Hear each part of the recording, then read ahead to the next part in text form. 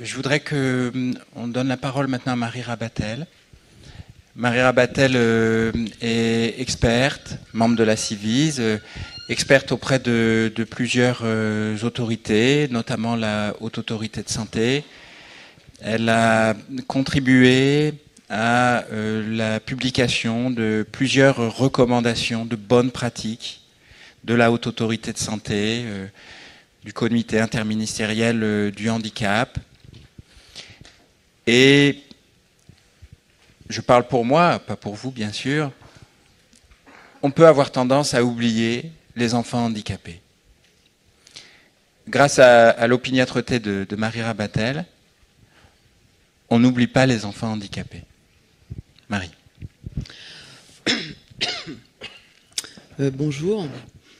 Oui, c'est vrai que dans notre société, on a tendance, volontairement ou involontairement, à oublier les enfants en situation de handicap quand on parle de violences sexuelles commises sur les enfants.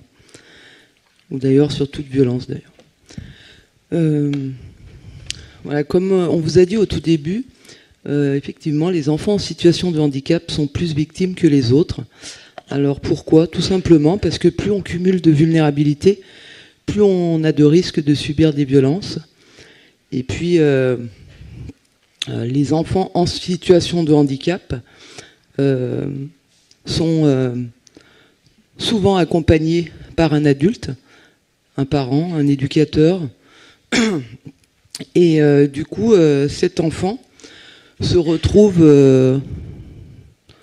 dans un apprentissage à la soumission.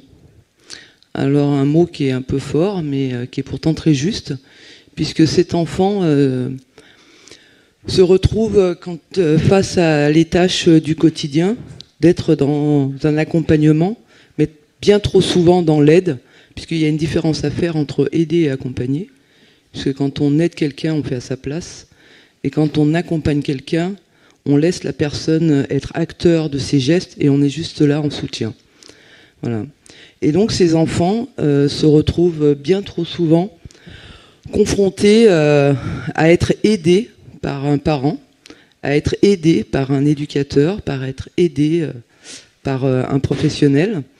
Et donc cet enfant se construit sur un modèle où tous ses choix sont jamais les bons, puisque seules les décisions des adultes et les dires des adultes correspondent à ce que l'enfant doit faire. Du coup, petit à petit, on se rend compte qu'on fabrique un enfant, finalement, qui est la proie idéale pour un agresseur potentiel de violences sexuelles. Et je vais vous donner quelques chiffres qui sont effarants concernant l'autisme. Donc, une étude française, donc là, on ne peut pas dire, oui, c'est à l'étranger, en France, on fait mieux que les autres, non. En France, une étude qui a été publiée dans une revue scientifique en 2022, qui stipule que 90% des femmes, enfin 88% exactement, des femmes autistes ont été victimes d'une ou plusieurs agressions sexuelles, 51% des viols, et donc ces chiffres qui concernent les enfants, c'est que 47% de ces viols ont lieu avant l'âge de 14 ans et 31% avant l'âge de 9 ans. Donc 31%, ça fait quand même un certain nombre. 47%, ça fait une fille sur deux. Donc c'est des chiffres que l'association AFA avait produit donc il y a plusieurs années, mais qui n'avaient fait réagir personne. Et même ces chiffres aujourd'hui ont du mal à faire réagir les gens. Et puis il y a un autre facteur qui s'ajoute à ces enfants, c'est ce déni de la société, cette omerta qui règne sur les violences commises sur les enfants en situation de handicap, qui fait qu'on augmente leur facteur de vulnérabilité. Et puis on s'est aperçu, donc parce que là on est quand même dans la partie recueil, que par exemple le protocole NICHT, donc, qui existe, qui est un très bon outil pour recueillir la parole des enfants.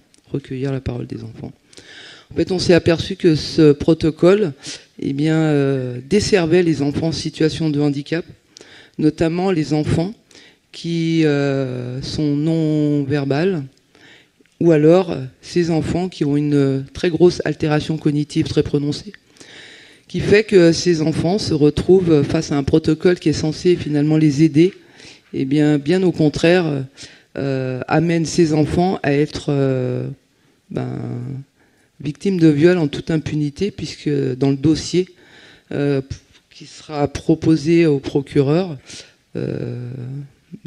sera bien trop maigre pour qu'il y ait des poursuites judiciaires. Et puis il y a une autre chose, c'est que ces enfants en situation de handicap développent, comme tous les autres enfants, des conséquences psychotraumatiques. Voilà. Et malheureusement, comme on est dans cette omerta et qu'on ne veut pas voir que ces enfants sont victimes de viols bien plus que les autres enfants, eh bien on va mettre toutes les conséquences psychotraumatiques sur le dos du handicap. Du coup, on favorise encore plus l'invisibilité des violences que ces enfants subissent.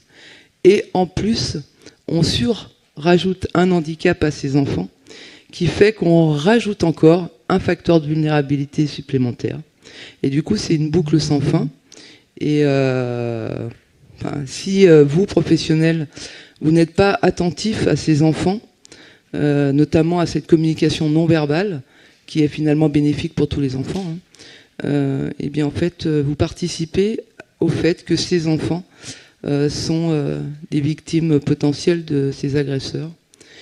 Et puis ce que je pourrais rajouter, c'est que on s'aperçoit quand même que quand on réalise des outils qui sont à destination des personnes les plus fragiles ou les plus vulnérables de notre société, on s'aperçoit que ces outils sont accessibles à tous. On a pu le voir avec le confinement, notamment avec le numéro 114. Eh bien, en ce qui concerne les violences sexuelles faites aux enfants, eh bien, en fait, c'est pareil. C'est-à-dire que quand on crée des outils en pensant aux enfants les plus fragiles ou les plus vulnérables, on s'aperçoit que ces outils sont utiles à tous les enfants et au contraire favorisent la libération des enfants qui ont pourtant accès à la parole, à la verbalisation plutôt.